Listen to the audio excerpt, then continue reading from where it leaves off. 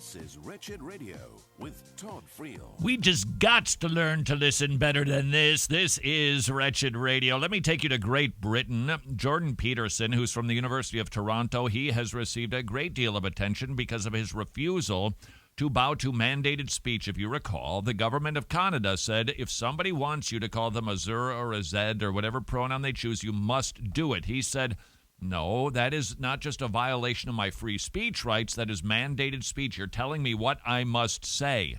Because of that, he was thrown into the spotlight. It turns out he's a pretty clever fellow and quite interesting to listen to. Now, please note, he does profess to be a Christian. His Christian views are way out there regarding the Bible. He does not believe that it is true.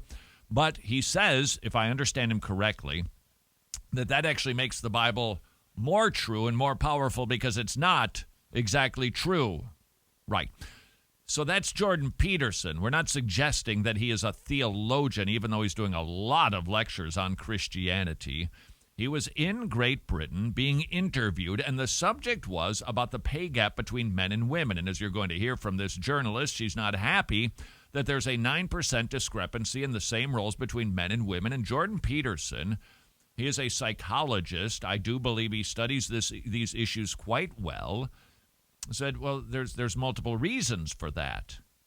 And he went on to explain, or tried to explain, that it's more than just sexism. Is it sexism? In some cases, yes, it is. But there are many more markers that determine why there is a difference in pay gap. Now, that is not my interest in sharing this with you. It is the woman that is interviewing him refusing to engage, refusing to listen to what he's actually saying. Now, disagree if you want to, but engage on the issue and don't just ignore it. Don't just, I've got my view and I don't care what you just said, I'm just going to shove this right down your throat. I see a fair amount of this. I'm not accusing you. I'm just saying this is pretty observable in evangelical Christianity. And if this annoys you, which it's going to, because that's what we do here, oh so well, then let it just be a reminder to all of us to up our game and just do better than this woman did with Jordan Peterson. You're saying basically it doesn't matter if women aren't getting to the top, because that's what's skewing that gender pay gap, isn't it? You're saying, well, that's just a fact of life. Women aren't necessarily going to get to the top. No, I'm not saying it doesn't matter either. You're saying it's a fact of life. There are multiple reasons for it. Yeah, but those reasons, why should women put up with those reasons? Why should women be content I'm not not saying to that get they to the should top? put up with it. I'm saying that the claim that the wage gap between men and women is only due to sex is wrong, and it is wrong. There's no doubt about that. Agreeable people get paid less than less agreeable people for the same job. Women are more agreeable than men. Again, a vast generalization. Some women are not more agreeable than men. Yes, that's true, but that's right, and some women get paid more than men. By the way, that's another thing I see a lot. What you just said, I know somebody who knows a fellow who isn't like that. Aha! That doesn't undermine an argument. So you were saying that by and large, women are too agreeable to get the pay rises they deserve. No, I'm saying that that's one component of a multivariate equation that predicts salary. Why shouldn't women have the right to choose not to have children, or the right to choose those demanding careers? They do. They can. Yeah, that's fine. But you're saying that makes them unhappy, by and large. I'm saying that no, I'm not saying that. I actually haven't said that so far. You're saying it makes them miserable. No, I said that what was making them miserable was having weak partners. Do you believe in equal pay? Well, I made the argument there. It's like it depends on who defines it. So you don't believe in equal pay? No, I'm not saying that at all. Because a lot of people listening to you will just say, I mean, are we going back to the dark ages? That's because they're actually not listening.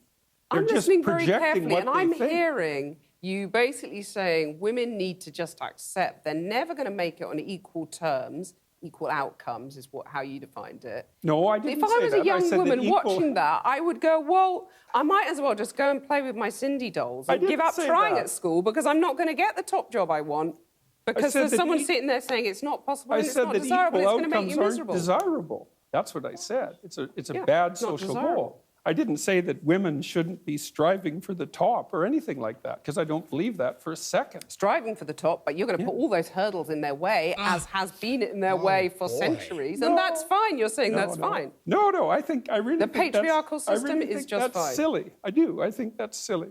Is it not desirable to have some of those female traits you're talking about? I'd say that's a generalization, but you've used the words female traits. Is it not desirable to have some of them at the top of business? I mean, maybe there wouldn't have been a banking crisis. They don't predict success in the workplace. The things that predict success in the workplace are intelligence and conscientiousness. Agreeableness negatively predicts success in the workplace. And so does high negative emotion. You're saying that women aren't intelligent enough to run these top companies? No, I didn't say that at all. You said that What? female traits don't predict success. But I didn't say that intelligence wasn't. conscientiousness I didn't say that do. intelligence and conscientiousness Well, you were saying that weren't intelligence female and traits. conscientiousness by implication are not female traits. Oh, heaven. No. I mean, I'm not that's very saying that. dangerous territory. I'm not saying that at all. It didn't matter what he said. It was a fascinating conversation. If you like car wrecks, then you couldn't take your eyes off of it because she simply insisted on making a point. She had her talking point memo, and she was just going to beat him up with it regardless of what he said. It just didn't matter, and I can't help but wonder if I'm guilty of that. Maybe you're guilty of doing that sometimes, too. You're not giving away the store by listening. You're really not. And you don't give away the store by even agreeing with something that somebody says. It actually shows that you're listening, but we don't have to cede the argument when we go, okay, you know what, I actually agree with that. Now, as for this other point, it's okay to do that. This woman was just bent and determined to have her way. It's very fascinating, by the way.